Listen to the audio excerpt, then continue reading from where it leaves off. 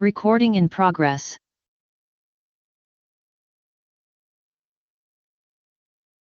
चलो good evening everyone. हमने जो है लास्ट लेक्चर में न्यूटन्स लॉज ऑफ मोशन को पढ़ने के बाद, थ्रस्ट को पूरी तरह से समझने के बाद जो है एक नई बात की, नई कंसेप्ट का डिस्कशन शुरू किया था, जिसमें हमें फोर्सेस को क्लासिफाई करना था। एंड अगर लास्ट लेक्चर आपने अटेंड किया होगा तो आपको समझ में आया होगा कि फोर्सेस को हम बेसिकली दो पार्ट में सेपरेट करते, क्लासिफाई करते।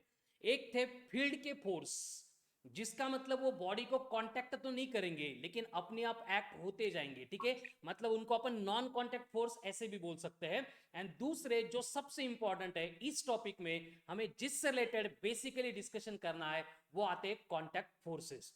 और इसी तरह का क्लासिफिकेशन करने के लिए हमने सबसे पहले नेचर के जो फोर फोर्सेस होते हैं उनके बारे में डिस्कस किया था कि बेसिकली जो नेचर होता है हमारे सराउंडिंग में, उसमें फोर फोर्सेस नेचुरली एग्जिस्ट होते हैं, जिसको अपन बोल रहे थे, क्लासिफाई कर रहे थे। जिसमें फर्स्ट वन था ग्रेविटेशनल फोर्स। तो ग्रेविटेशनल फोर्स के केस में क्या होता था कि बेसिकली जो बॉडी के पास मास होता है, by virtue of that mass एक बॉडी दूसरे बॉडी को अट्रैक्ट करती थी, दैट वाज ग्रेविटेशनल फोर्स। जो फील्ड फोर्स होता है बॉडी को कांटेक्ट किए बिना एक्शन लेता है, ठीक है। उसके बाद में नेक्स्ट फोर्स हमने डिस्कस किया था, that was electromagnetic force. And electromagnetic force में हमने वहां पे अगेन एक्सप्लेन किया था कि बेसिकली बॉडी के ऊपर जैसे मासेस की वजह से ग्रेविटेशनल फील्ड प्रोड्यूस होती है and gravitational force of attraction वहां पे एक्ट होता है, in similar to that one body के पास चार्जेस भी होते हैं, और वो चार्ज की वजह से बॉडी जो भी फोर्स एक्सर्ट करती है, जो भी इंटरेक्शन परफॉर्म करती है, उसको हमने इलेक्ट्रोमैग्नेटिक फोर्स बोला था। और वहां पे अपन देख रहे थे कि अगेन ये फील्ड का फोर्स है, नॉन कॉन्टैक्ट फोर्स है। यहाँ पे बॉडी को कॉन्टैक्ट किए बिना ये फोर्स क्या होता है, एक्ट होता है। उसके बाद सिमिलर फोर्सेस, लेकिन जिनका एप्लीकेशन लिमिटेड होगा क्योंकि उनकी रेंज ही लिमिटेड है। जैसे कि हमने देखा था न्यूक्लियस के अंदर न्यूक्लियॉन्स को पकड़ के रखने वाला जो फोर्स है उसको अपन बोल रहे थे स्ट्रॉन्ग न्यूक्लियर फोर्स। एंड उसी तरह से कुछ एक्टिव एलिमेंट्स होते हैं जो आपके पीरियोडिक टेबल के एक्टिनाइड्स में आते हैं। एक्टिनाइड्स मतलब ज्यादा ही एक्टिव है। क्यों एक्टिव हो गए? क्योंकि वो रेडियो एक्टिव है। रेडियो एक्टिव मतलब क्या करते हैं, बीच बीच में दिमाग खराब हुआ कि दो से ज्यादा पार्टिकल को इमिट कर देते हैं एंड खुद का कन्वर्जन दूसरे एलिमेंट में कर लेते हैं, जिसमें वीक न्यूक्लियर फोर्स इन्वॉल्व होता है जो बीटा इमिशन को कंट्रोल करता है, ठीक है। लेकिन ये दोनों फोर्सेस जो है वो एक्सट्रीमली स्मॉल रेंज फोर्स होते हैं, न्यूक्लियस के बाहर होते ही नहीं है, तो हम उसको प्रैक्टिकली कहीं पे अप्लाई भी नहीं कर सकते, देख भी नहीं सकते। इसलिए हम जब 12th एनसीईआरटी का लास्ट पार्ट पढ़ेंगे उसमें हमें ड्यूअल नेचर में या फिर एटॉमिक स्ट्रक्चर में रेडियो एक्टिविटी वाली कंसेप्ट पढ़नी है, रेडियो एक्टिविटी वाली, उस टाइप उसको डिस्कस करेंगे, ठीक है। लेकिन यहां पे जो बेसिकली ग्रेविटेशनल फोर्स था एंड उसके बाद में आज जो फोर्सेस का डिस्कशन हम शुरू करने वाले हैं, कांटेक्ट फोर्स, ये मैकेनिक्स में एक्सट्रीमली इंपॉर्टेंट है। एंड इसीलिए आप मेरे पीछे देख रहे होंगे, कौन दिख रहा है आपको? इसको तो जानता नहीं, ऐसा कोई होगा नहीं। कौन है ये? रजनीकांत। रजनीकांत है ना। क्या कर रहा है रजनीकांत? देखो, पूरा वादळ लेके आ गया रजनीकांत। तो इसमें आपको दोनों भी फोर्सेस देखने को मिलेंगे। हमें रजनी को नहीं देखना है, रजनी की वजह से जो हमारा फिजिक्स वहां पे अप्लाई हो रहा है, मतलब फिजिक्स हमारे सराउंडिंग में हर एक केस में कहीं पे भी जाओ, कोई भी कंसेप्ट लेके आओ, वहां पे फिजिक्स कैसे एप्लीकेबल होता है ये शो करने का मैं यहाँ पे ट्राई कर रहा हूँ। और ये आइडिया आई कहाँ से बेसिकली, मतलब आपने भी सुना होगा, हमारे बचपन में भी जो मैथमेटिक्स के इक्वेशन आते थे, x plus y equal to 10, y minus x equals to 5, और उस इक्वेशन को बोल लेके जो लोग ज्यादा स्कूल में पढ़े नहीं वो बोलते थे की अशी इक्वेशन आयुष्यात कधी यूज करायलाच भेटत नाही, कशाला स्टडी करायचे ते इक्वेशंस। तो उन सारे लोगों को ये आंसर है कि हमारा फिजिक्स है, कहीं पे भी जाओ हर एक केस में। जैसे पहले लेक्चर में भी हमने देखा था, है ना, वो बड़ा सा कार्टून आके हमें बोल रहा था कि you should feel the force. तो ऐसे फोर्सेस हमें फील करने हैं। तो देखो आप मेरे पीछे स्क्रीन पे देख रहे होंगे कि यहाँ पे फोर्सेस एक्ट हो रहा है एंड यहाँ पे दोनों फोर्सेस है, एक कॉन्टैक्ट फोर्स भी है, नॉन कॉन्टैक्ट फोर्स भी है। तो कोई एक्सप्लेन कर सकता है कैसे वहां पे कॉन्टैक्ट फोर्स भी है, नॉन कॉन्टैक्ट फोर्स भी है? एस नो बोलो। डिफरेंशिएट कर सकते हैं contact force and non contact force? Are you getting me? आवाज आ रहा है ठीक से? सर आप क्या बोल रहे हो, आप प्लीज रिपीट कर सकते हो? मैं ये बोल रहा हूं कि आपको स्क्रीन पे कुछ तो दिख रहा है, तो उसमें कॉन्टैक्ट फोर्स भी है, नॉन कॉन्टैक्ट फोर्स भी है। तो नॉन कॉन्टैक्ट फोर्स में क्या हो रहा है, क्या उड़ता हुआ क्या दिख रहा है आपको? पेपर नहीं है वो, नोट्स है, नोट्स, करेंसी वो। कौन सा मूवी है? Shivaji the boss. Shivaji the boss. Boss. उसमें ये क्या है, पैसे जो उड़ रहे हैं, उड़ के वो नीचे गिर के आने वाले हैं, तो उनको कोई पकड़ के एक एक को नीचे थोड़ी लेके आ रहा है। कौन लेके आ रहा है? ग्रेविटी लेके आ रही है। Gravity. ग्रेविटेशनल फोर्स है, मतलब वो हो गया non contact force. At the same time देखो कैसे पंच मार रहा है लात से रजनी, तो पंच मारने के लिए उसको एक्चुअल में टच करना पड़ा, मतलब ये कौन सा हो गया? Contact Contact attack. force. तो आज जो है हम बेसिकली डिस्कशन ये कांटेक्ट फोर्स से रिलेटेड ही करने वाले हैं, लेकिन जब भी अपन free body diagram and NLM के बाकी पॉइंट्स को डिस्कस करेंगे तो हमें ग्रेविटी को इंक्लूड करना ही पड़ेगा, क्योंकि वेट जो है वो बॉडी को कभी छोड़ेगा नहीं, it always acts in vertically downward direction. That's why हम यहाँ पे नॉन कांटेक्ट फोर्स की एक ही केस कंसीडर करने वाले हैं मैकेनिक्स में, और वो है ग्रेविटेशनल फोर्स वाली। इलेक्ट्रोमैग्नेटिक फोर्सेस डिस्कस करने के लिए मैंने पहले भी बोला है 12th एनसीईआरटी का पार्ट फर्स्ट पहला जो बुक है वो पूरा हमने उसी के लिए डिवोट किया है, ठीक है। तो कांटेक्ट फोर्स का अनदर एग्जांपल देखो क्या हो रहा है स्क्रीन पे, देखा है कि ये सीन एक पंच मार के पूरे 6 के 6 आदमियों को ये गिरा के दे रहा है, ठीक है। और this is nothing but the example of contact force, यानी कि बॉडी का दूसरे बॉडी के साथ, एक बॉडी का दूसरे बॉडी के साथ एक्चुअल में कांटेक्ट होना चाहिए, तब जाके उस फोर्स को हम कैटेगराइज कर सकते हैं एज ए कांटेक्ट फोर्स, ठीक है। अब यहां पे देखो क्या हो रहा है, दिख रहा है कि स्क्रीन पे क्या हो रहा है? यस। क्या एक पागल आदमी पंच मार रहा है, कहां पे? फ्लोर पे। क्या होगा पंच मारने के बाद, क्या होगा? फ्लोर को और उसके हाथ का कांटेक्ट। मतलब वो फ्लोर के ऊपर फोर्स एक्सर्ट कर रहा है। कौन सा फोर्स है ये ग्रेविटी वाला नॉन कांटेक्ट फोर्स या कांटेक्ट फोर्स है? Contact force. Contact force है। वो अपने आप नहीं नीचे गिर रहा है, वो पकड़ के मस्कुलर फोर्स को अप्लाई कर रहा है, कन्वर्ट कर रहा है कांटेक्ट फोर्स में, और जब वो पंच मारेगा तब उसके हाथ को भी लगेगा कुछ या नहीं लगेगा? लगेगा. लगेगा सर। थोड़ा स्मूथ सरफेस है तो कंपैरेटिवली कम लगेगा, लेकिन सरफेस भी उसको रिप्लाई देगा, मतलब वहां पे क्या होगा, उसको क्या मिलेगी? रिएक्शन। Reaction. Reaction. मिलेगी। Very good. तो हमें कांटेक्ट फोर्स जब भी डिस्कस करेंगे तो वहां पे कांटेक्ट फोर्स आ गया, कांटेक्ट हो गया, तो पहली केस जो हम कंसीडर करने वाले हैं वो आपको स्क्रीन पे दिख रही है, वो है जो उसको हाथ को लगेगी, दैट इज नॉर्मल रिएक्शन। तो वो कांटेक्ट फोर्स के साथ हमेशा से रहेगी। तो नाउ ऑनवर्ड जब तक हमारा ये टॉपिक चलेगा तब तक आप इसके ऊपर फोकस करेंगे कि whenever two bodies are in contact, जो कुछ तो इंटरेक्ट करने वाली है, जिनके इंटरेक्शन की वजह से मोशन होने वाली है, तो दो बॉडीज अगर एक दूसरे के साथ कांटेक्ट में आ गई तो हमें सबसे पहले कांटेक्ट फोर्स तो रहेगा, वो मेंशन किया जाएगा। जैसे ये पागल आदमी नीचे पंच मार रहा है, वैसे हर एक केस में ये कांटेक्ट फोर्स अप्लाई करने वाली एजेंसी डिफरेंट रहेगी, लेकिन जब भी बॉडी दूसरे बॉडी के साथ या फिर एक बॉडी फ्लोर पे या फिर किसी के भी साथ अगर बॉडी कांटेक्ट में आ रही है तो वहां पे क्या मिलने वाली है? Normal reaction. क्लियर? तो Yes. बेसिकली हम अभी डिस्कस करने वाले हैं अबाउट कांटेक्ट फोर्स। तो कांटेक्ट फोर्स मतलब क्या होता है, आई थिंक सबको आइडिया आ गई होगी। यहाँ पे कुछ भी अलग नहीं है, एकदम सिंपल कंडीशन है कि एक बॉडी दूसरे बॉडी के कांटेक्ट में आती है, उसके बाद जो फोर्स एक्ट होगा that will be the contact force. Clear? Yes. तो हम यहाँ पे लिख सकते हैं कि whenever surfaces are in contact with each other,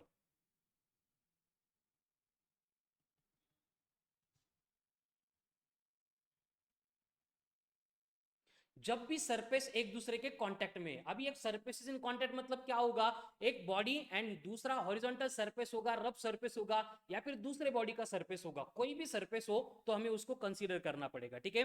तो जब भी ये सरफेसेस एक दूसरे के कांटेक्ट में होंगे तब उस केस में क्या होगा, दे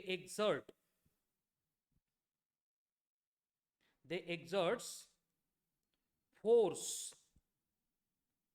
on each other।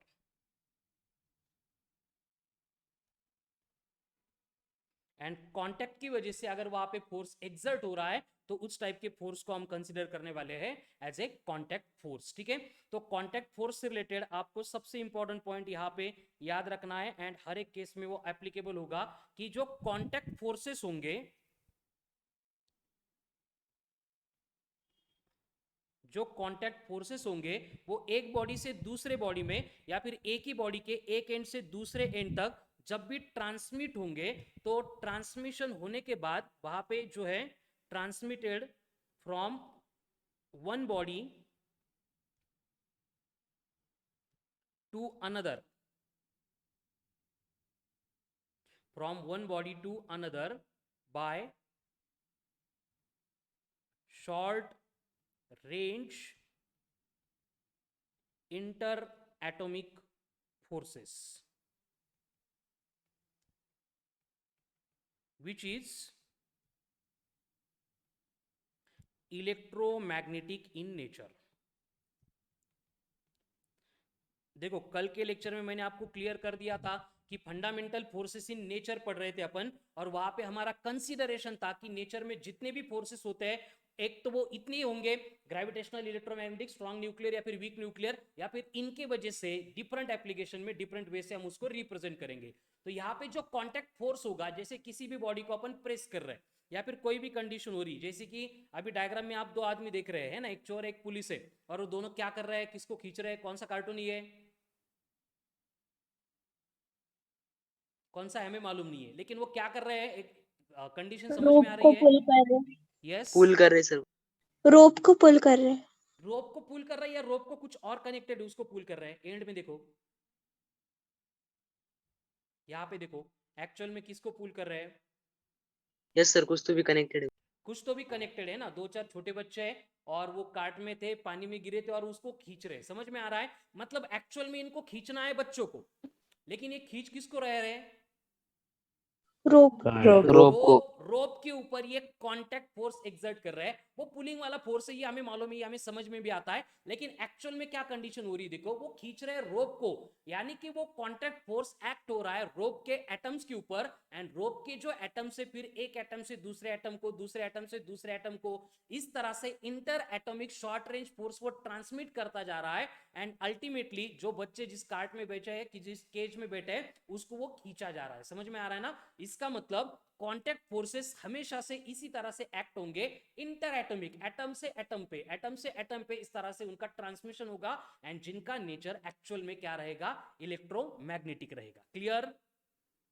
Yes yes okay, sir. तो ये बात आप भूलेंगे नहीं कि इलेक्ट्रोमैग्नेटिक नेचर के ये कांटेक्ट फोर्सेस होते हैं। अब कांटेक्ट फोर्स से रिलेटेड एकदम बेसिक एक्सट्रीमली इंपॉर्टेंट आइडिया आ रही है कि फॉर एग्जांपल आपको कोई भी एक फ्लोर दिया है, एंड इस फ्लोर के ऊपर इस तरह से ये फ्लोर है, इसलिए मैं नीचे से रिजिड सपोर्ट शो कर रहा हूं, और इसके ऊपर हम क्या कर रहे हैं, जैसे ऊपर हमने यहाँ पे देखा था, ये आदमी क्या कर रहा है, ऐसे उठा उठा उठा के पंच मार रहा है, तो हम उसकी पर्टिकुलर एक कंडीशन लेंगे कि वो क्या कर रहा है, इस डायरेक्शन में फ्लोर के ऊपर जो है वो फोर्स एक्सर्ट कर रहा है। तो यहाँ पे इस डायरेक्शन में ये फ्लोर के ऊपर फोर्स एक्सर्ट किया जा रहा है, एंड ये फोर्स एक्सर्ट करने के बाद ये फ्लोर उसको क्या करता है, रिएक्शन देता है। समझ में आ रहा है ना? ये अगर फोर्स को, सॉरी, सरफेस के ऊपर फोर्स एक्सर्ट करेगा यहाँ पे, तो ये फोर्स क्या करेगा, उसको आर इतनी रिएक्शन देगा। ये तो कंफर्म है, जब भी एक बॉडी दूसरे बॉडी के कांटेक्ट में रहेगी और एक बॉडी दूसरे बॉडी के ऊपर फोर्स एक्सर्ट करेगी, तो सामने वाली बॉडी उसको क्या करने वाली है, रिएक्शन देने वाली है, एंड ये रिएक्शन ऑलवेज इक्वल्स टू किसके रहेगी, अप्लाइड फोर्स के। बस कंडीशन ये होगी कि इसकी डायरेक्शन अपोजिट रहेगी, अदरवाइज इसका नेचर होगा, इसका जो भी एक्ट होने का तरीका होगा, that will be the same. Clear? Yes yes sir. तो Yes. हर बार आपको यहाँ पे जो डायग्राम दिखेगी, हर बार ये एप्लीकेबल होगी कि जब भी कोई बॉडी दूसरे बॉडी के ऊपर या फिर फ्लोर के ऊपर एक फोर्स एक्सर्ट करती है बाय कॉन्टेक्टिंग दैट बॉडी, उसको अपन बोलते थे एज ए कॉन्टैक्ट फोर्स, उसको अपन बोलते थे एज कॉन्टैक्ट फोर्स। तो ये कॉन्टैक्ट फोर्स अप्लाई करने के बाद फ्लोर जो भी रिएक्शन देगा, उसको हमें क्या करना है, दो कंपोनेंट्स में रिजॉल्व करना है हर बार, ऑलवेज। और यहां पे जो रिजोल्यूशन किया जाता है, उसमें जो फोर्स, मतलब इस रिएक्शन का जो कंपोनेंट इस सरफेस को इस तरह से नॉर्मल यानी परपेंडिकुलर डायरेक्शन में एक्ट होता है, उसको बोला जाता है एज ए नॉर्मल रिएक्शन, या फिर नॉर्मल रिएक्शन का फोर्स, या फिर सिंपली उसको अपन नॉर्मल फोर्स कंसीडर करते हैं। तो normal reaction and normal force ये आता कहां से, इसको समझो। जो वेट है वो एक्शन है, उसकी रिएक्शन नॉर्मल नहीं है। नॉर्मल मतलब क्या है कि फ्लोर के ऊपर जो कांटेक्ट फोर्स एक्सर्ट किया गया था, उसका ये कंपोनेंट होता है, और ये कंपोनेंट हमेशा से अपन दो फाइंड करते हैं, एक परपेंडिकुलर होता है, एक पैरेलल होता है। उसी तरह से एक नॉर्मल रिएक्शन रहेगी, एंड इस फ्लोर को पैरेलल जो है और एक फोर्स एक्ट होगा, एंड उस फोर्स को हम कंसीडर करने वाले हैं एज ए फ्रिक्शनल फोर्स। तो फ्रिक्शनल फोर्स मतलब एंड नॉर्मल रिएक्शन मतलब क्या होता है उसको आपको यहां पे ध्यान से समझना है। देखो नॉर्मल फोर्स मतलब हमने क्या बोला है, what is mean by normal force, जिसको अपन कैपिटल एन से डिनोट करेंगे नाउ ऑनवर्ड। और ये नॉर्मल फोर्स का मतलब होता है कंपोनेंट, ये किसका कंपोनेंट है, रिएक्शन का। वेरी गुड, रिएक्शन का, या फिर उसको अपन कांटेक्ट फोर्स का भी बोल सकते हैं, है ना। नॉर्मल फोर्स क्या है, कंपोनेंट ऑफ कांटेक्ट फोर्स, जो ऑलवेज एक्ट होगा परपेंडिकुलर टू द सरफेस। फिर सरफेस जो है, अभी मैंने स्टैंडर्ड केस थी इसलिए हॉरिजॉन्टल शो किया, आगे आगे जाके जो है ये नॉर्मल रिएक्शन जहां पे हम ड्रॉ करेंगे, जो सरफेस है वो वर्टिकल रहेगा, इंक्लाइन रहेगा, किसी भी कंडीशन में वो एक्ट हो सकता है, लेकिन वहां पे जो कंपोनेंट हम ड्रॉ करेंगे नॉर्मल रिएक्शन वाला, वो हमेशा से क्या रहने वाला है, हमेशा से perpendicular to the given perpendicular. Surface रहने वाला है। Clear, yes no. Yes sir. Yes. और इस नॉर्मल रिएक्शन का बेसिकली एक काम होता है, इसका काम क्या होता है कि जो भी गिवन सिचुएशन है जिसमें नॉर्मल फोर्स एक्ट किया है, तो ये जो नॉर्मल फोर्स है ये अपोज करता है, क्या करता है, ये अपोज करता है, कौन किसको अपोज करता है, इफेक्ट ऑफ कांटेक्ट फोर्स। जो भी कांटेक्ट फोर्स एक्सर्ट किया गया था उस कांटेक्ट फोर्स के इफेक्ट्स को ये क्या करता है, अपोज करता है, ठीक है। एंड नॉर्मल रिएक्शन के बाद में हमने यहां पे और एक फोर्स देखा था जो था frictional force,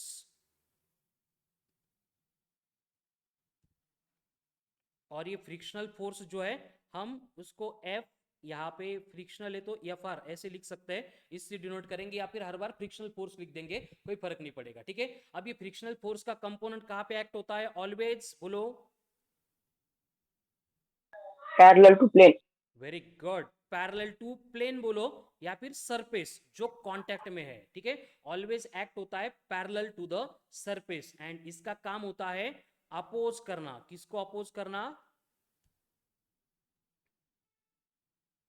to relative motion between surfaces in contact. जो सरफेसेस एक दूसरे के कांटेक्ट में है उनके रिलेटिव मोशन को अपोज करने का काम कौन करता है, ये फ्रिक्शनल फोर्स करता है। क्लियर है, clear clear, yes yes no. Sir. चलो, तो अब डायग्राम में आपको कुछ तो दिख रहा है, तो इस पर्टिकुलर केस में अगर देखेंगे तो ये बच्चा क्या कर रहा है, एक ट्रे है, कार्ट है, उसको खींच रहा है, खींचते टाइम अगर यहाँ पे देखेंगे तो बेसिकली इसका जो वेट होगा वो ऑलवेज डाउनवर्ड एक्ट होगा, वर्टिकली डाउनवर्ड, जिसको अपन mg बोलेंगे, है ना। एट द सेम टाइम ये जो यहाँ पे खींचने के लिए यहाँ पे इस डायरेक्शन में फोर्स एक्सर्ट कर रहा है, तो हमें यहाँ पे हर बार इस कांटेक्ट फोर्स के कंपोनेंट्स लेने पड़ेंगे। तो अगर मैं यहाँ पे ऊपर की डायरेक्शन में, ये इधर की डायरेक्शन में, अपवर्ड की डायरेक्शन में अगर ये कंपोनेंट ड्रॉ करूंगा तो ये कौन सा वाला कंपोनेंट रहेगा, normal. Normal. Normal normal, force. Very good. And जिस डायरेक्शन में मोशन हो रही है उस मोशन की डायरेक्शन फ्रिक्शन। में अपोज होगा फ्रिक्शनल वो, फोर्स। वेरी गुड, वो फ्रिक्शन। रहेगा फ्रिक्शन। Frictional force. तो आज जो है लास्ट में, मतलब ये बेसिक इंट्रो होने के बाद मैं फ्री बॉडी डायग्राम आपको इंट्रोड्यूस करने वाला हूं। तो फ्री बॉडी डायग्राम एकदम सिंपल कंसेप्ट है, उसमें हमें हर बार यही कुछ ड्रॉ करना पड़ता है कि जो फोर्स हमने अप्लाई किया है उसकी डायरेक्शन हमें मालूम होती है, क्योंकि हम अप्लाई करते हैं या फिर हम उसको डायग्राम में मेंशन करते हैं, लेकिन वहां पे जो बॉडी का वेट होगा, या फिर जो सरफेस की नॉर्मल रिएक्शन होगी, या फिर जो फ्रिक्शनल फोर्स रहेगा, उसके बारे में कुछ भी इंफॉर्मेशन नहीं दी जाती है। तो हमें हर बार याद रखना है कि normal reaction always acts along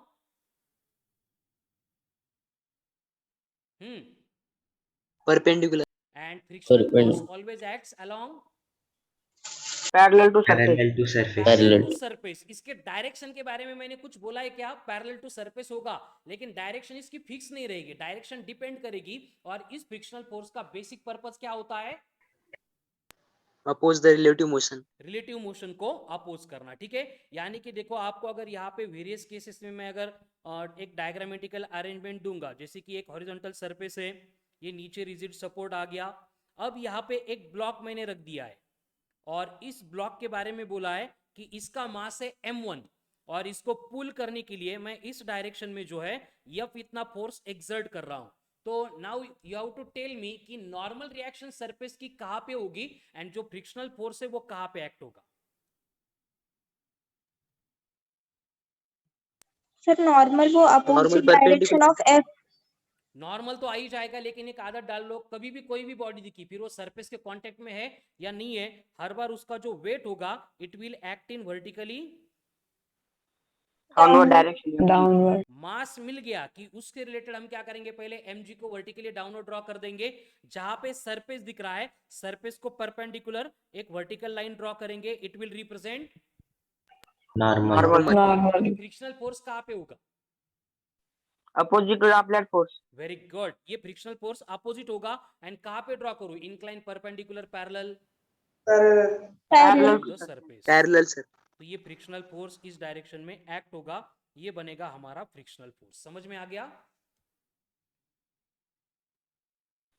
yes. अभी सेम कंडीशन आपको दी है कि एक बॉडी है जिसको हमने हॉरिजॉन्टल सरफेस पे नहीं, ऐसे थोड़ा सा इंक्लाइन सरफेस है और इंक्लाइन सरफेस के ऊपर रख दिया है एंड यहाँ पे इंक्लिनेशन आपको दिया है थीटा। अब इस पर्टिकुलर केस में एक बॉडी है विच इज एट रेस्ट, ये रेस्ट में, इसकी मोशन अभी स्टडी नहीं करनी है, बस हमें normal contact force, frictional force, उनकी डायरेक्शन कैसे डिटेक्ट करते हैं उसके बारे में डिस्कशन करना है। इसका मास दिया है m1, तो सबसे पहले कौन सा फोर्स ड्रॉ करूंगा मैं, mg downward. Sir mg mg downward. Downward. सबसे पहले दुनिया इधर की उधर हो जाए, हमारा mg नीचे जाएगा which will act in vertically downward reaction, downward direction. Okay, अब यस सर। mg को ड्रॉ करने के बाद दूसरा कौन सा फोर्स में ड्रॉ करूं, नॉर्मल नॉर्मल। Very good. अब ये नॉर्मल कहां पे ड्रॉ करूं बोलो, मैं perpendicular to mg। Perpendicular incline. Perpendicular इसी डायरेक्शन में नो सर। नहीं सर। या फिर इस डायरेक्शन में, हाँ यस सर। यस सर, वो सेकंड। ये फर्स्ट है ये सेकंड है, which one is correct. Second one. तो ये कंफ्यूजन नहीं करना है, नॉर्मल रिएक्शन वर्टिकली अपवर्ड मैंने कभी नहीं बोला है, नॉर्मल रिएक्शन सरफेस जैसा भी होगा उसको नॉर्मल, उसको परपेंडिकुलर। ठीक है, तो मुझे इसको रब करना पड़ेगा बराबर। तो ये हो गई नॉर्मल रिएक्शन। अभी और कोई फोर्स रहेगा कि यहाँ पे, yes no, frictional force. Frictional force होगा, नो सर। नहीं होगा, बॉडी रेस्ट पे सर। अगर ऑब्जेक्ट मोशन में होगा तो फ्रिक्शनल फोर्स एक्ट होगा। लेकिन Yes, बॉडी sir. रेस्ट में क्यों है, ये हॉरिजॉन्टल सरफेस तो है नहीं, इंक्लाइन सरफेस है ना, इंक्लाइन सरफेस पे बॉडी रख देंगे तो वो स्लाइड होके नीचे आएगी, इसको नीचे नहीं आने दे रहा है, कौन नहीं आने दे रहा है, फ्रिक्शन फोर्स। अगर फ्रिक्शनल फोर्स। अगर सरफेस एकदम स्मूथ होता तो बॉडी नीचे आती बराबर। हाँ यस सर। Yes sir. इसका मतलब बॉडी को नीचे नहीं आने दे रहा है, उसके लिए रिस्पॉन्सिबल कौन है, ये वाला फ्रिक्शनल फोर्स। तो ये हमें डिसाइड करना पड़ेगा, फ्रिक्शनल फोर्स यहाँ पे एक्ट होगा इन वर्टिकली अपवर्ड या फिर अलोंग द सरफेस, तो होता ही है पैरेलल लेकिन अपवर्ड डायरेक्शन में। Clear, yes. Yes sir. ठीक है। अब इससे सर यहाँ रिलेटेड, पे फ्रिक्शनल फोर्स की डायरेक्शन अपवर्ड ही क्यों है। क्योंकि अगर वो फ्रिक्शनल फोर्स वहां पे नहीं होता तो बॉडी स्लाइड हो जाती। क्यों स्लाइड होती, उसके लिए रिस्पॉन्सिबल कौन है, देखो हम ये वेट के अगर कंपोनेंट्स लेते हैं, इस तरह से एक कंपोनेंट आता इधर एंड दूसरा कंपोनेंट वो जाता इधर। अब मुझे बोलो फ्रॉम डायग्राम, ये एंगल अगर थीटा है तो ये एंगल भी कितना होता है, थीटा। थीटा। तो थीटा का एडजेसेंट कंपोनेंट ये कौन बनेगा, mg cos mg cos theta. और इधर कौन बनेगा, mg mg sin। sin mg theta. sin theta. तो यहाँ पे जो डायग्राम दिख रही है उससे हम बोल सकते हैं कि नॉर्मल रिएक्शन यहाँ पे जो है एंड mg cos थीटा, ये वेट का कंपोनेंट, ये एक दूसरे को बैलेंस कर रहा है, इसलिए ये ब्लॉक के अंदर घुसेगी भी नहीं ये बॉडी और हवा में उड़े भी नहीं मारेगी, मतलब नॉर्मल रिएक्शन के अलोंग भी नहीं जाएगी, mg cos थीटा के अलोंग भी नहीं जाएगी। लेकिन ये mg sin थीटा क्या करेगा, पकड़ के खींच के फ्रिक्शन। नीचे लेके आएगा, यस नो, हाँ सर। Yes sir. और उसको नहीं लेके आने दे रहा है, उसके लिए रिस्पॉन्सिबल कौन है, friction. Friction. Frictional force. Kirti. Clear, yes sir. अगर सेम कंडीशन आपको दी होती और इसमें अगर बोला जा रहा है कि फिर से ये इंक्लाइन सरफेस है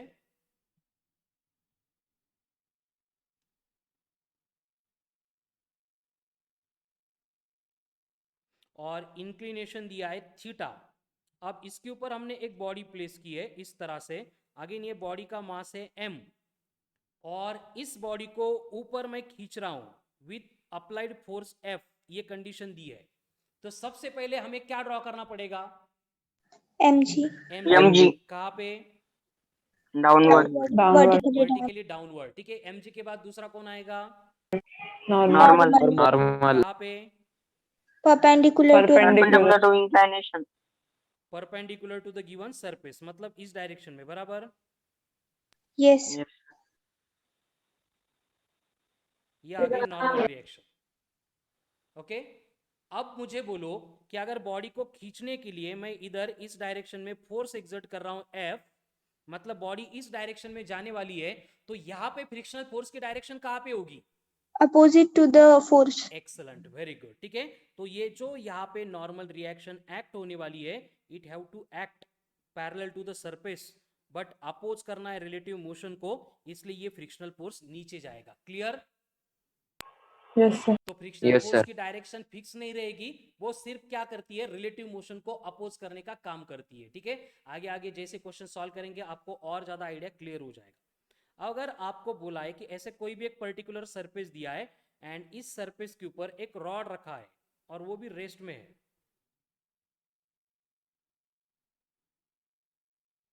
इस तरह का एक रॉड है, और यहां पे आपको बोला है कि ए पॉइंट यहां पे है, बी पॉइंट यहां पे है, तो इसके बारे में कुछ बोल सकते हैं क्या? इसके ऊपर कोई फोर्सेस एक्ट होंगे क्या? Yes no. एक फोर्स तो हमेशा से एक्ट होगा, वेट वाला, उसको कोई नहीं बचा सकता वेट से। हाँ sir तो हम पूरा रॉड का कंडीशन कंसीडर करने का छोड़ देंगे, क्योंकि बात कांटेक्ट फोर्स की चल रही है, तो हमें सिर्फ जहां पे ये कांटेक्ट हो रहा है, जहां पे ये कांटेक्ट हो रहा है वही कंडीशन कंसीडर करनी है। तो मैं बस ए एंड बी के जो पॉइंट्स है उनकी बात करूंगा। क्लियर? तो मुझे Yes, बोलो इस ए पॉइंट के ऊपर वेट कहां पे एक्ट होगा? vertically down downward vertically downward. B के ऊपर वेट कहां पे एक्ट होगा?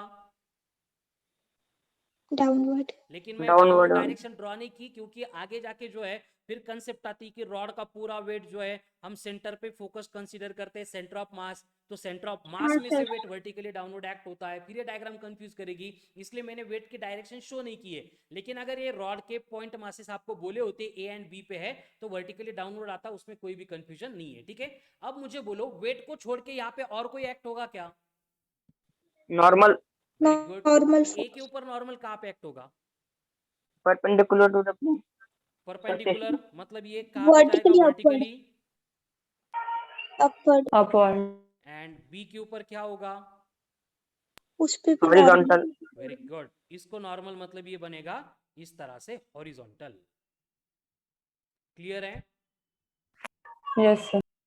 अगर आपको इस तरह के और कोई सरफेस दिया जा रहा है और इस सरफेस के ऊपर बोला है कि अब हमने रॉड रख दिया,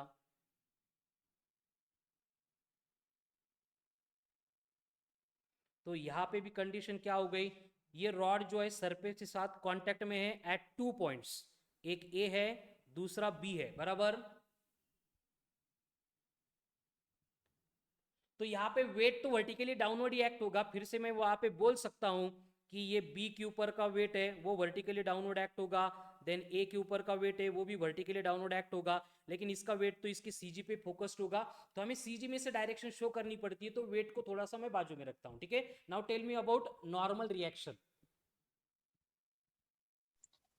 sir normal p पे vertically upward नॉर्मल बी पे वर्टिकली अपवर्ड, मतलब इस तरह से, हाँ sir एंड ये ए पे इस सरफेस को नॉर्मल, मतलब ये नॉर्मल इस डायरेक्शन में जाएगा। yes ये नॉर्मल बना एट ए। तो कांटेक्ट फोर्सेस में हमें बस 2 पॉइंट याद रखने हैं, एक वेट जो वर्टिकली डाउनवर्ड एक्ट होगा हमेशा से, दूसरा नॉर्मल फोर्स जो सरफेस को नॉर्मल होगा, एंड तीसरा कौन है? तीसरा friction फ्रिक्शनल फोर्स जो कहां पे एक्ट होगा? opposite to the applied opposite to force relative मतलब पहली condition parallel to the surface, उसके बाद में उसकी डायरेक्शन डिपेंड करेगी अप्लाइड फोर्स के ऊपर, ठीक है। अभी मैंने यहाँ पे एक स्फीयर शो किया है, ठीक है, ये स्फीयर है, भरा हुआ है, सॉलिड स्फीयर है, और ये स्फीयर कांटेक्ट में है ऐसे सरफेस के ऊपर, एक पॉइंट ए के ऊपर, दूसरा पॉइंट बी के ऊपर। तो यहाँ पे कंडीशन क्या होगी, ए के ऊपर एंड बी के ऊपर, ये दोनों पॉइंट कांटेक्ट में है, मतलब कांटेक्ट फोर्स हम इन्हीं दो पॉइंट के ऊपर कंसीडर करने वाले हैं। क्लियर? Yes. हाँ sir. Yes, sir. So now tell me what will happen, reaction at A.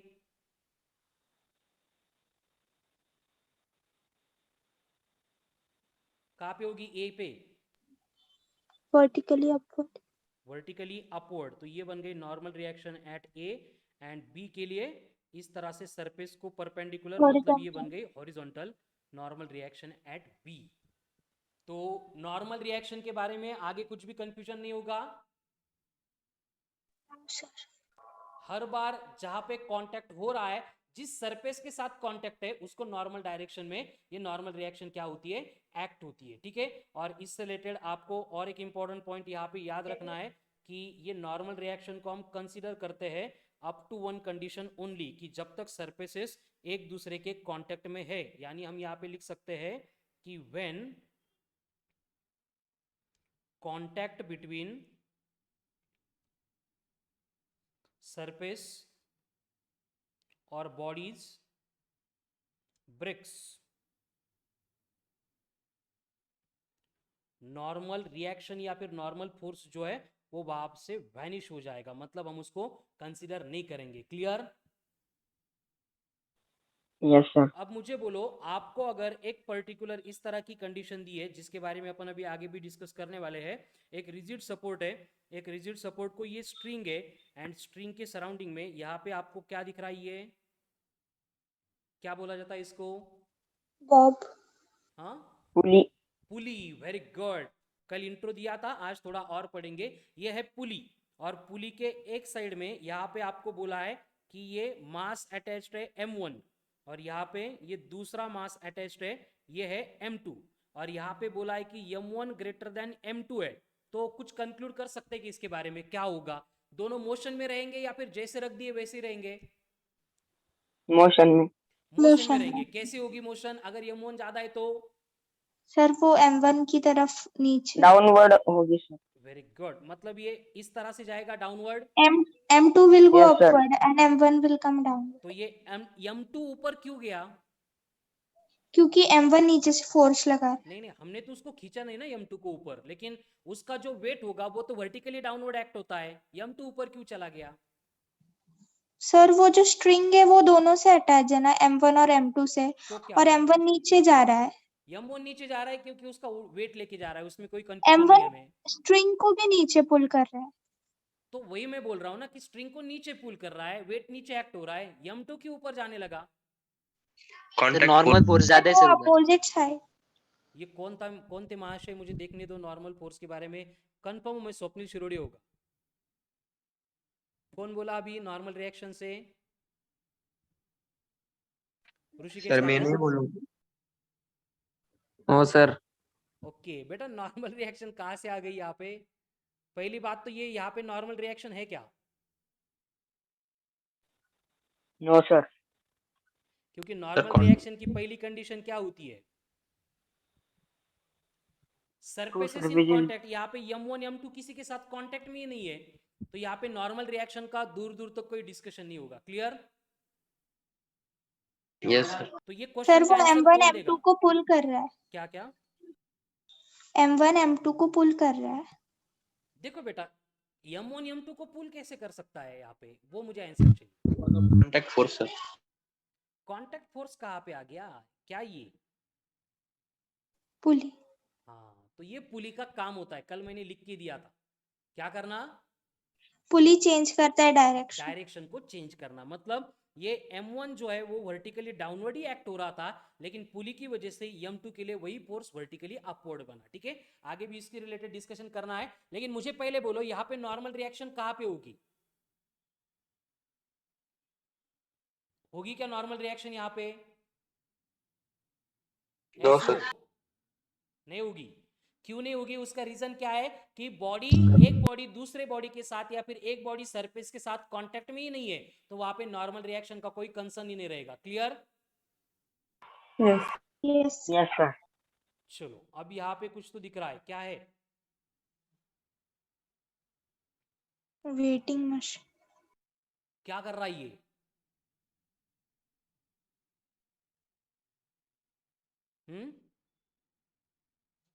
अरे क्या कर रहा है ये मशीन? वेट शो कर रहा है शो कर रहा है क्या मेजर कर रहा है? मेजर। तो यहाँ पे जो वेइंग मशीन मशीन होती है वो एक्चुअल में मेजर करती है नॉर्मल रिएक्शन को। Clear? Normal Yes. Force measure होता है। Yes correct. ठीक है, चलो तो जो अपन डिस्कशन कर रहे थे अब यहाँ पे उसका एक अगेन छोटा सा एग्जांपल है, ठीक है ना। लेकिन ये ग्राफ ऐसे क्यों हो गया उसके बारे में हम जब फ्रिक्शन पढ़ेंगे, स्टैटिक फ्रिक्शन क्या होता है, काइनेटिक फ्रिक्शन क्या होता है, तब पढ़ने वाले, ठीक है ना। तो यहाँ पे आप देख रहे होंगे क्या ये, व्हाट इज दिस, छोटी सी चीटी है। एंड इतने बड़े ब्लॉक, चीटी नहीं है शायद, क्या ये, वो इतने बड़े ब्लॉक को पुश कर रही है। समझ में आ रहा है? तो यहाँ पे पुश करते टाइम उसने क्या किया, इस डायरेक्शन में फोर्स एक्सर्ट किया। हनी भी है, आई थिंक मुझे भी वही लग रहा है। और ये ब्लॉक का वेट अगर सॉरी मास अगर एम है तो इसका वेट कहाँ पे एक्ट होगा, इन वर्टिकली डाउनवर्ड डायरेक्शन, तो ये बनेगा mg। एंड यहाँ पे नॉर्मल रिएक्शन कहाँ पे एक्ट होगी, वर्टिकल वर्टिकली अपवर्ड। समझ में आ रहा है ना। और ये रेड कलर का एरो क्या शो कर रहा है फिर, फ्रिक्शनल फ्रिक्शनल फोर्स, जो क्या करेगा, मोशन को अपोज करेगा। Excellent, very good. तो ये होता है फ्रिक्शनल फोर्स जिसके बारे में हम यहाँ पे डिस्कस कर चुके हैं, ठीक है। अभी यहाँ पे क्या हो रहा है, कार है, ब्रेक्स मारने के बाद थोड़ी सी स्पीड हो रही है लेकिन कंट्रोल में उसकी स्पीड आ रही है। और ये क्यों पॉसिबल है, because of centrifugal. Centripetal. Centrifugal कहां से आ गए, बिकॉज ऑफ फ्रिक्शनल फोर्स। हम Frictional सेंट्रीफ्यूगल force. में भी ये पढ़ रहे थे, ठीक है ना। तो वहां पे रोड का एंड कार का कांटेक्ट बनाए रखने के लिए रिस्पॉन्सिबल फ्रिक्शनल फोर्स है जो कार की मोशन को यहाँ पे पकड़ के रख रहा है, ठीक है। सेम केस यहाँ हाँ पे भी सर, देख पर सकते उधर हो। टर्न लेते वक्त उसका डायरेक्शन चेंज हो रहा था ना। हाँ वो सेंट्रीफ्यूगल फोर्स था, फिर करेक्ट है। Now what is happening here,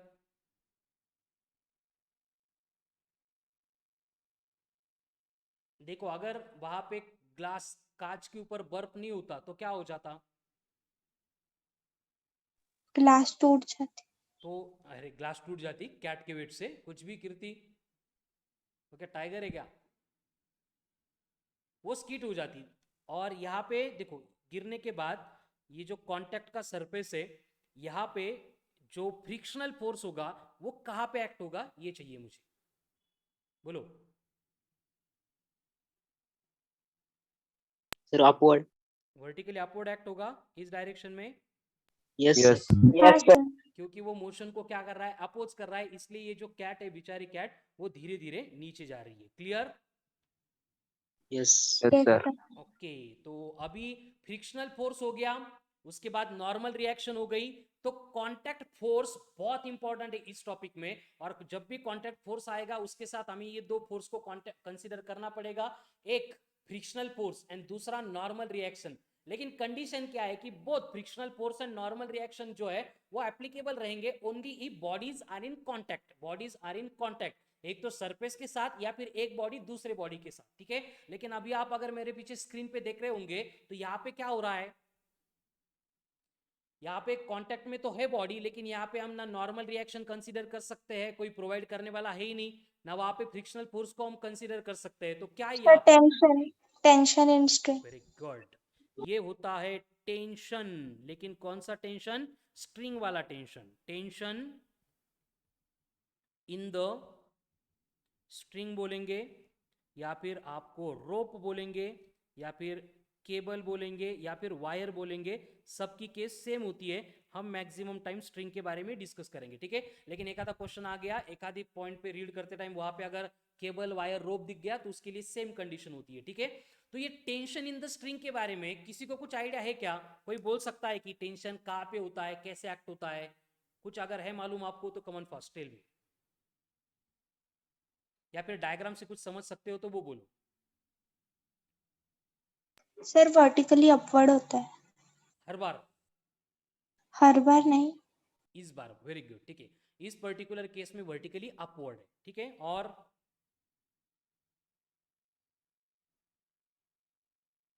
पुली में भी वर्टिकली अपवर्ड। पुलिंग में भी वर्टिकली अपवर्ड होता है। और हर बार फिर पुल कर रहे तो हर बार उसको मैं वर्टिकली अपवर्ड ही ड्रॉ करूं, ऐसे कुछ रूल है, कुछ कंडीशन है कि सर उसके लिए? पुलिंग में नहीं, पुली में। पुली में, वेरी गुड। तो पुली में वर्टिकली अपवर्ड होता है, ऐसे बोलना है, वेरी गुड, एक्सलेंट, ठीक है। कहाँ पे थी पुली? ये पुली हमने यहाँ पे ड्रॉ की थी, ठीक है। तो अकॉर्डिंग टू कीर्ति ये पुली की केस में जो है ये वर्टिकली कहाँ पे एक्ट होता है? अपवर्ड। चलो इसको मैं फिर से यहाँ पे ड्रॉ कर देता हूँ, ये पुली की केस हो गई। तो यहाँ पे टेंशन हर बार अपवर्ड एक्ट होगा दोनों के लिए। सर वो जो M1 है उसके लिए। M1 के लिए वर्टिकली अपवर्ड होगा, ओके। एंड M2 के लिए? M2 के लिए vertically downward. No sir, upward.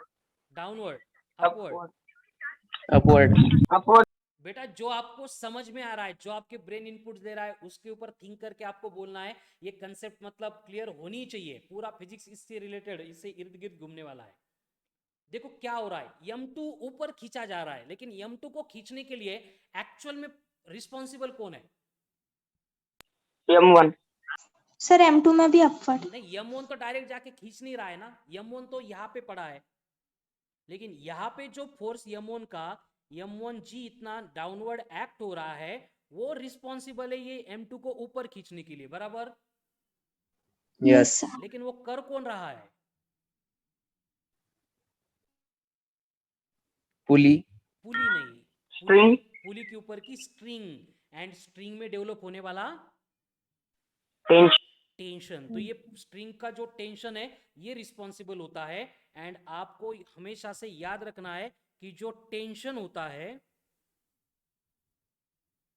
Always acts away from the body.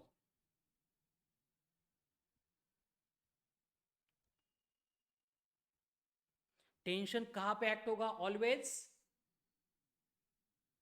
Away from the body. देखो ये M1 के लिए भी वर्टिकली अपवर्ड है, M2 के लिए भी वर्टिकली अपवर्ड है। समझ में आ रहा है? अगर मैं यहाँ पे एक हॉरिजॉन्टल सरफेस ड्रॉ करूं और इस सरफेस के ऊपर इस तरह से दो ब्लॉक मैंने ड्रॉ कर दिए, और इस ब्लॉक को खींचने के लिए मैं F इतना फोर्स अप्लाई कर रहा हूं, एंड इन दोनों को हमने कनेक्ट किया है with the help of string. इसका मास है M1, इसका मास है M2। तो इस सरफेस के ऊपर अपन खींच रहे हैं, तो ये M2 मोशन में सेट होगा या M1 होगा, या दोनों होंगे? दोनों। सर दोनों। लेकिन हमने फोर्स तो M2 के लिए एक्सर्ट किया था।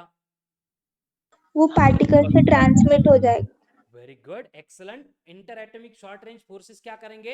इस पर्टिकुलर केस को, पावर को ट्रांसमिट कर करके वो M1 तक लेके जाएंगे। तो मुझे बोलो M1 एंड M2 के बिटवीन जो स्ट्रिंग कनेक्टेड है यहां पे, तो इस स्ट्रिंग का जो टेंशन है वो कहां पे एक्ट होगा?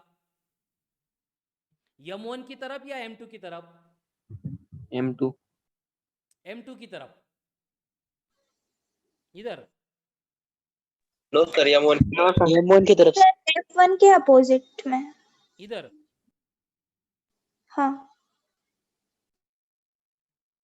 बोलो ठीक है, कितने लोगों को लगता है ऐसे एक्ट होगा? सबको? ये फर्स्ट केस है एंड ये सेकंड केस है। तो फर्स्ट के डायरेक्शन में रहेगा या सेकंड के डायरेक्शन में रहेगा Rishikesh? Both direction. Both direction, very good, ये करेक्ट आंसर है शिवम का। देखो कंडीशन क्या है कि टेंशन का रूल है always acts away from the body. एक बॉडी तो एक बॉडी से अवे, दो बॉडी तो दो बॉडी से अवे। कंडीशन क्या है? देखो सबसे पहले M2 जब M1 को खींचेगा तो वहां पे ये जो टेंशन डेवलप होगा, ये टेंशन डेवलप होगा T, ये M1 को खींचने के लिए रिस्पॉन्सिबल रहेगा, बराबर? लेकिन एट द सेम टाइम ये M1 का जो वेट है वो सरफेस के कांटेक्ट में है, तो इसके जो फोर्सेस रहेंगे वो मोशन को अपोज करेंगे और वो M2 को पीछे खींचने का ट्राई करेंगे। तो इस तरह से ये दोनों बॉडी के लिए टेंशन की डायरेक्शन यहाँ पे अवे फ्रॉम द बॉडी रहेगी, मतलब ये जो डायग्राम में शो किया गया है टेंशन ये करेक्ट है, ठीक है। अभी सेम वे अगर मैं ब्लॉक के नंबर बढ़ा दूंगा तो उससे क्या होगा, फिर से एक सरफेस मैंने यहाँ पे लिया है, सरफेस के ऊपर अब ब्लॉक रख देते हैं।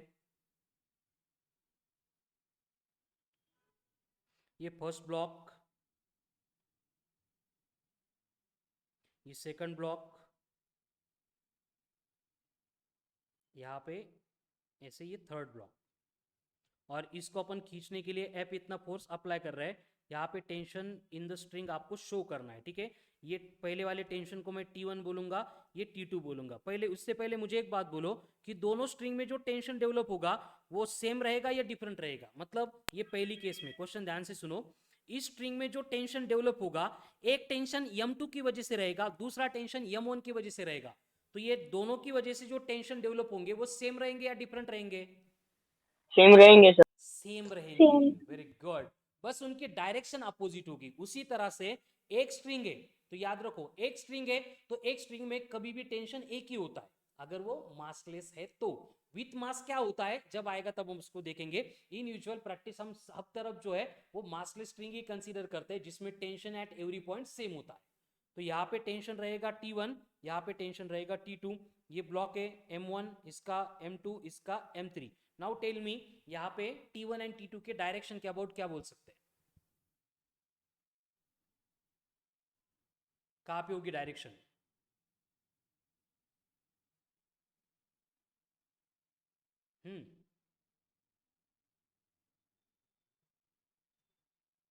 T1 के लिए देखो, M1 के लिए away from the body, M2 के लिए भी away from the body, then T2 के लिए भी ये M2 की भी away from the body, M3 भी अवे फ्रॉम द बॉडी। ऐसी रहेगी या और कुछ चेंज होगा इसमें? ऐसे रहेंगे ऐसी रहेगी सर। ऐसे ही रहेगा सेम सर। रहेगी, इसमें कोई भी चेंज नहीं होने वाला। क्लियर? देखो पर्टिकुलर अगर हमें कोई भी एक स्ट्रिंग दी है, इस तरह से एक स्ट्रिंग है और हमें बोला गया है कि इस स्ट्रिंग को हम इस डायरेक्शन में खींच रहे हैं विथ फोर्स F, और ये स्ट्रिंग को भी इस डायरेक्शन में खींच रहे हैं विथ इक्वल फोर्स F, तो इससे स्ट्रिंग का क्या होगा? डिस्प्लेसमेंट होगा क्या? स्ट्रिंग मोशन में सेट होगी क्या? स्ट्रिंग का एक्सेलरेशन रहेगा क्या? Yes no? नहीं सर, इक्वल फोर्स है तो वो नेट फोर्स 0। अब अगर मुझे यहाँ पे एक कोई भी एक रैंडम पॉइंट दिया है सेंटर में, सपोज ये पॉइंट P है, ऐसे एज्यूम करते हैं कि इस पॉइंट पे जाके ये स्ट्रिंग इस तरह से ब्रेक होने वाली है। हुई क्या अभी ब्रेक? नहीं। होने ही वाली है। तो वैसा पॉइंट ये P है, यहाँ से अगर मैं कट करके इसको निकालूंगा, थोड़ी देर के लिए एज्यूम करूंगा, तो यहाँ पे ये फोर्स जा रहा है इस डायरेक्शन में, लेकिन ये रोप ये फोर्स के डायरेक्शन में डिस्प्लेस होती है क्या? जब तक ब्रेक नहीं हुई है तब तक की कंडीशन हो रही क्या एफ के डायरेक्शन में डिस्प्लेस? नहीं क्यों नहीं हो रही है? सर, नेट फोर्स 0 है। क्यों 0 हो गया नेट फोर्स? दूसरा फोर्स तो यहाँ पे एक्ट किया है ना मैंने, इस पॉइंट पे मैंने थोड़ी पी के ऊपर एक्सर्ट किया है। तो यहाँ पे कौन रहेगा? इसको फर्स्ट पार्ट बोलते हैं, इसको सेकंड पार्ट बोलते हैं। तो यहाँ पे कौन रहेगा? Tension. Tension in the string on two exerted by first. यानी कि अगर यहाँ पे इक्विलिब्रियम है, कोई भी मोशन नहीं है, तो यहाँ पे अप्लाइड फोर्स एंड ये टेंशन क्या रहेगा? सेम रहेगा। क्लियर? Yes sir. लेकिन ये टेंशन एक्चुअल में यहां से प्रोड्यूस होके यहां तक ट्रांसफर हो गया, तो यहां तक ट्रांसफर करने के लिए रिस्पॉन्सिबल कौन है? कौन है यहाँ पे अंदर? कौन होता है यहाँ पे? एटम्स। कौन होते हैं? तो ये जो इंटर एटॉमिक फोर्सेस जो मैंने स्टार्ट में ही बोला था, वही रिस्पॉन्सिबल है ये टेंशन को यहां से यहां तक लेके आने के लिए। वही सेम डायग्राम अगर फर्स्ट पार्ट के लिए ड्रॉ करेंगे, तो फर्स्ट पार्ट के लिए ये फोर्स इधर एक्ट हो रहा है एफ, लेकिन फिर भी ये स्ट्रिंग इसके डायरेक्शन में डिस्प्लेस नहीं होने वाली इधर। क्यों नहीं होगी? What is the reason behind it? बोलो।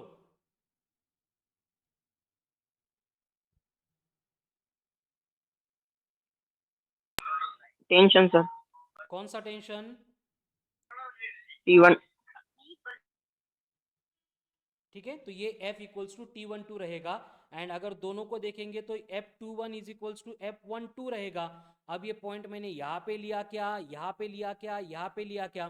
कहीं पे भी मैं अगर लूंगा तो इस एक्सप्लेनेशन से समझ में आता है कि जो टेंशन होगा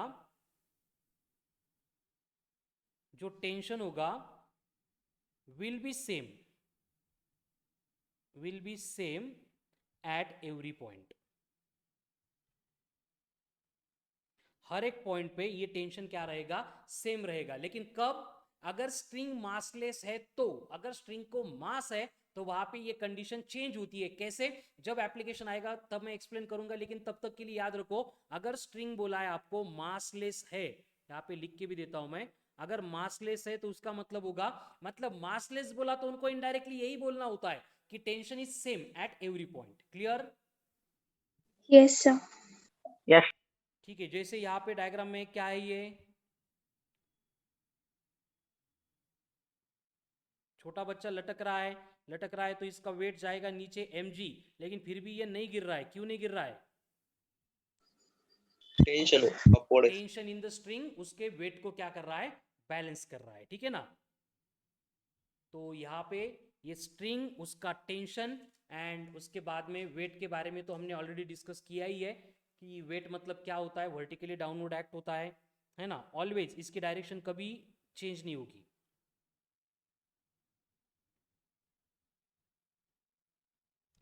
always acts in vertically downward direction.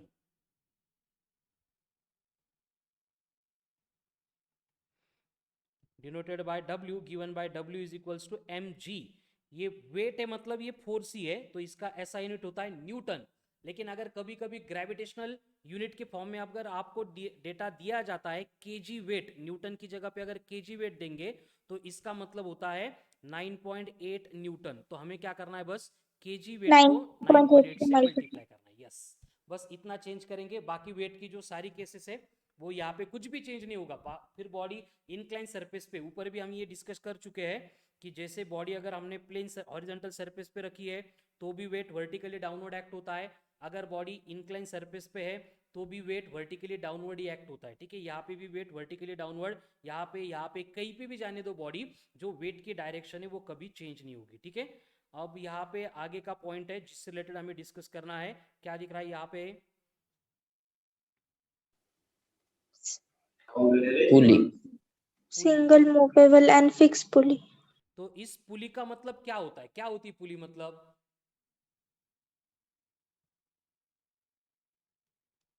क्या होता है पुली में, क्या होता है? एक व्हील होता है, फिक्स करते हैं हम उसको कहाँ पे, जो एक्सल होता है ना, एक्सल के ऊपर उसको फिक्स करते हैं। ठीक है, एंड इसका बेसिक एप्लीकेशन क्या होता है? Change the direction. To change the direction of force. कैसे चेंज करता है, इसको हम पहले डिस्कस कर चुके हैं, to change the direction of force. ठीक है, तो इस तरह से ये पुली होती है, और पुली के रिलेटेड हम ज़्यादा डिस्कस नहीं करते। पुली का जो एप्लीकेशन होता है फोर्सेस को, मतलब उसके डायरेक्शन को रिवर्स करना, फिर वहाँ पे normal reaction, tension and frictional force, जो कॉन्टैक्ट फोर्स से रिलेटेड आते हैं, हम वही डिस्कस करते हैं। बाकी ये पुली के एप्लीकेशन है, जैसे कि यहाँ पे क्या हो रहा है पुली का यूज करके, Heavy weight lift किए जा रहे। मतलब लोड को अगर लिफ्ट करना है तो डायरेक्ट लिफ्ट करने से पुली का यूज करेंगे तो वहां पे क्या होगा, थोड़ा सा ईज जाएगा, फोर्स की वैल्यू कम हो जाएगी, क्योंकि फोर्सेस की डायरेक्शन वहां पे हम रिवर्स कर देते हैं। ठीक है, देन अनदर यहाँ पे भी कुछ एप्लीकेशन है, समझ में आएगा क्या? देखो, समझते हैं कि ये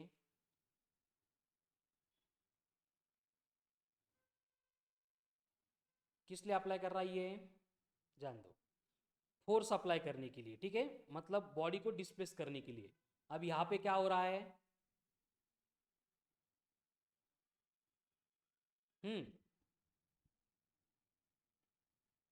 क्या हो रहा है यहाँ पे, ये मोटर है, मोटर है मतलब क्या करेगी, यहाँ पे ये पावर जनरेट करेगी, एंड यहाँ पे एक पुली है, यहाँ पे भी एक पुली है, ये दोनों पुली क्या कर रहे हैं, यहाँ से यहाँ तक पावर को ट्रांसमिट कर रहे हैं। क्या कर रहे हैं, पावर को ट्रांसमिट कर रहे हैं। फिर यहाँ पे डिफरेंट एप्लीकेशन में हम इसको यूज कर सकते हैं, मतलब पुली का यूज करके हम वेट लिफ्ट कर सकते हैं, फोर्स अप्लाई कर सकते हैं, या फिर पावर को ट्रांसमिट कर सकते हैं। क्लियर? तो आज के Yes, लेक्चर में sir. जो बातें हमने डिस्कस की उसमें सबसे इंपॉर्टेंट बात जो थी वो आपको यहाँ पे दिख रही है। क्या होता है, कोई भी बॉडी अगर सरफेस के साथ या फिर दूसरे बॉडी के साथ कांटेक्ट में आ गई तो सबसे पहले हमें वर्टिकली डाउनवर्ड कंसीडर करना पड़ता है। क्या? Weight. Weight, Weight. यानी फोर्स ड्यू टू ग्रेविटेशन। उसके तुरंत बाद वहां पे आती है Normal force. Normal. तो उसकी डायरेक्शन हमेशा से कहाँ पे होगी? Perpendicular to the, Perpendicular to surface. Very good. ये कौन है यहाँ पे? Force.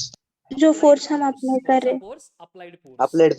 एंड ये कौन है उसके मोशन को अपोज करने वाला? Frictional force. Frictional force. Frictional force. कोई भी कंडीशन आ जाओ, हॉरिजॉन्टल सरफेस है या फिर इंक्लाइन सरफेस है, यहाँ पे भी क्या होगा? फोर्स ड्यू टू ग्रेविटी, मतलब ये कितना रहेगा? mg equal to mg. Weight. ये पुश कर रहे हैं मतलब हम यहाँ पे फोर्स अप्लाई कर रहे हैं, अप्लाइड फोर्स। ये नॉर्मल रिएक्शन देखो, वर्टिकल नहीं जा रही है, वर्टिकल के साथ में ये थीटा इतना इंक्लिनेशन यहाँ पे बना रही है, मतलब सरफेस को नॉर्मल है। एंड इस ब्लॉक को नीचे खींचने के लिए रिस्पॉन्सिबल कौन रहेगा? Frictional force. फ्रिक्शन रहेगा। या फिर ये एप्लीकेशन देखो, यहाँ पे भी क्या होगा कंडीशन?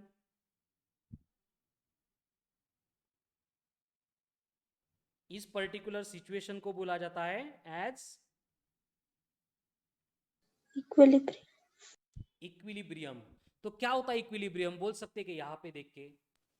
सर जहाँ पे नेट मूवमेंट Definite zero. 0 होती है. Net force 0 वेरी होता है. गुड। क्या ये डायग्राम में ये दोनों भी एक दूसरे को खींच रहे हैं, बराबर? Yes.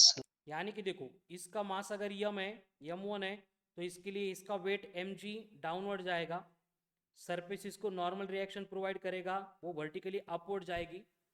इसके लिए भी सेम कंडीशन, ये जो वेट है ये mg नीचे जाएगा, m2g, नॉर्मल रिएक्शन अपवर्ड है n2, दोनों बैलेंस करेगी, इसलिए ना खड्डे में जाएंगे ना ऊपर हवा में उड़ेंगे, ठीक है। लेकिन एट द सेम टाइम ये जो है इस बॉडी के ऊपर फोर्स एक्सर्ट कर रही है इस डायरेक्शन में, ठीक है। And at the same time ये जो है गधा या घोड़ा जो कुछ भी है, ये भी इसके ऊपर अपोजिट डायरेक्शन में फोर्स एक्सर्ट कर रही है, मतलब दोनों ने फोर्सेस जो एक्सर्ट किए थे उनका मैग्नीट्यूड सेम है, डायरेक्शन अपोजिट है, इसलिए जहां पे है वहीं पे है। इसका मतलब वहां पे क्या आ गया? Static equilibrium. इक्विलिब्रियम आ गया। और इस इक्विलिब्रियम की कंडीशन में जो समेशन ऑफ फोर्स होती है वो ऑलवेज इक्वल टू होती है 0. फिर वो summation of forces along X axis बोलने दो या फिर summation of forces along Y axis बोलने दो, इट विल ऑलवेज बी 0। अगर फोर्सेस 0 है तो इसका मतलब क्या होगा? F equals to ma, according to this acceleration will be 0। And acceleration 0 हो गया, इसका मतलब क्या होगा? v क्या लिखूं मैं? Uniform. यूनिफॉर्म. एक तो कांस्टेंट बोल सकते हैं अगर वो है नॉन जीरो तो, लेकिन अगर 0 है तो ये v इक्वल टू 0 रहेगा, ठीक है। फिर ये नॉन जीरो एंड 0, इसके अकॉर्डिंग फिर से वहां पे इक्विलिब्रियम को अपन स्टैटिक इक्विलिब्रियम या फिर डायनामिक इक्विलिब्रियम ऐसे भी कैटेगराइज करते हैं, लेकिन उस तरह से कंडीशन क्या आती है, कैसे आती है, that part we will continue on tomorrow's lecture. आज के लिए इतना ही सफिशिएंट है। Again SBT will be there, रोज की तरह एसबीटी आज भी होगी। Recording stopped. और जो Sir, SBT PDF रहने पाठवा. वाली है